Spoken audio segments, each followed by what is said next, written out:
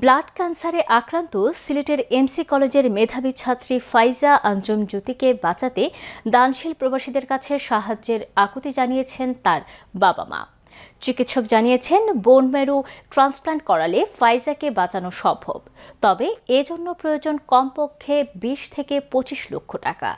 সিলেট থেকে বিস্তারিত জানাচ্ছেন মইনুদ্দিন মঞ্জু। ক্যামেরায় ছিলেন সিলেট অফিসের chief camera person Liton Chowdhury.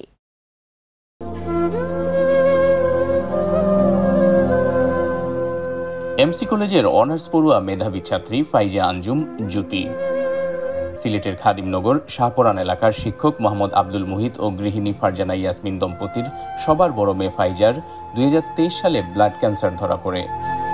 পরবর্তীতে সিলেটে ও ঢাকায় কয়েক মাস ধারাবাহিকভাবে চিকিৎসার পর সে সুস্থ হয়ে ওঠে। 2023 সালের ডিসেম্বরও আমার মেয়ের প্রথম ক্যান্সার রোগটা ধরা পড়ার পরে আমরা ট্রিটমেন্ট করিয়া 6 সাইকেল 12টা কেমো দিছি।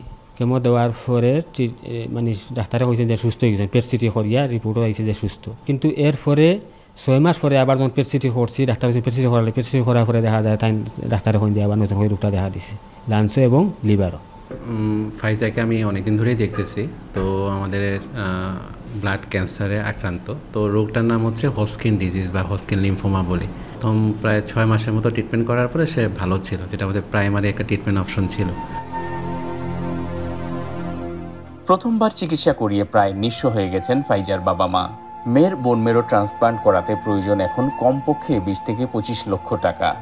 সিলেটের ফ্রিডম জেনারেল হাসপাতালে বসে যখন ফাইজার বাবা মায়ের সাথে কথা হচ্ছিল, তখন বারবার কান্নায় ভেঙে পড়ছিলেন অসহায় বাবা মা।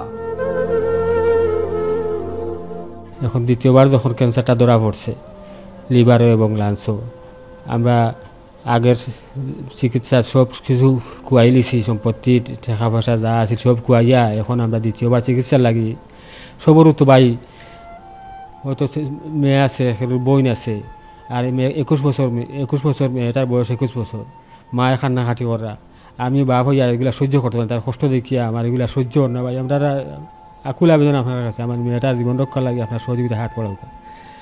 আমরা অসহায় হয়ে গেছি, নিরুপায় হয়ে গেছি, আমরা অনেক টাকার প্রয়োজন। আমার মেয়েটার এত কষ্ট সহ্য না, খুব কষ্ট।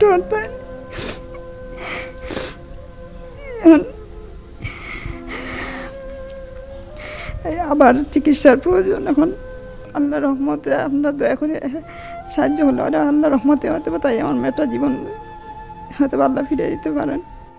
মেয়েটা স্কুল কলেজে সবসময় যাওয়ার সময় সবসময় খুব পর্দা মেনটেন করে চলছে, তাই আপনারা সামনে আইতে পারেন না, তাই খুবই কষ্ট।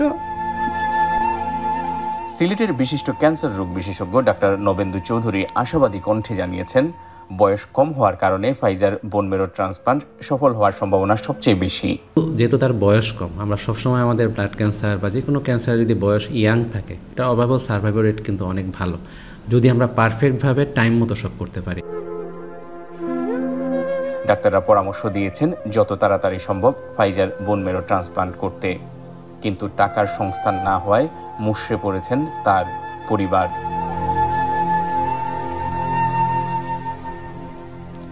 কাঁদছেন একজন অসহায় মা, কাঁদছেন পিতা। বেডের উপর শুয়ে আছে যে মেয়েটি, সেও অবর্ণনীয় কষ্ট যন্ত্রণা উপলব্ধি করছে, যা আমরা কেউ অনুভব করতে পারবো না। এই মেয়েটি পর্দানশীল, ধর্মপরায়ণ এবং ক্ষুধাবিরু। এই কারণে হয়তো সে আপনাদের সামনে কথা বলতে পারছে না, কিন্তু সে তার বাবা মায়ের মাধ্যমে আপনাদের কাছে বেঁচে থাকার আকুতির কথা জানিয়েছে।